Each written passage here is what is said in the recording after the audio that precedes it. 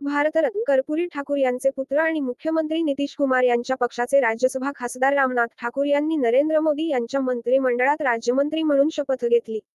ठाकूर हे बिहारच्या राजकारणातील एक प्रसिद्ध चेहरा आहेत. मुख्यमंत्री नितीश कुमार यांच्या अगदी जवळचे ते आहेत. त्यांनी 1970 मध्ये त्यांच्या वडिलांना मदत करत राजकीय कारकीर्द सुरू केली. फेब्रुवारी 1988 मध्ये कर्पूरी ठाकूर यांच्या मृत्यूनंतर काही महिन्यांनी रामनाथ हे निवडणुकीच्या राजकारणात उतरले आणि ते आमदार म्हणून निवडून आले. 1994 मध्ये त्यांना बिहार विधानसभेच्या वरच्या सभागृहात नामांकन देण्यात आले. ठाकूर यांनी 2000, फेब्रुवारी 2005 आणि नंतर पुन्हा ऑक्टोबर 2005 मध्ये समस्तीपूरमधून विधानसभा निवडणुका यशस्वीपणे लढल्या. महसूल आणि जमीन सुधारणा कायदा, माहिती आणि जनसंपर्क मंत्री म्हणून त्यांनी काम केले.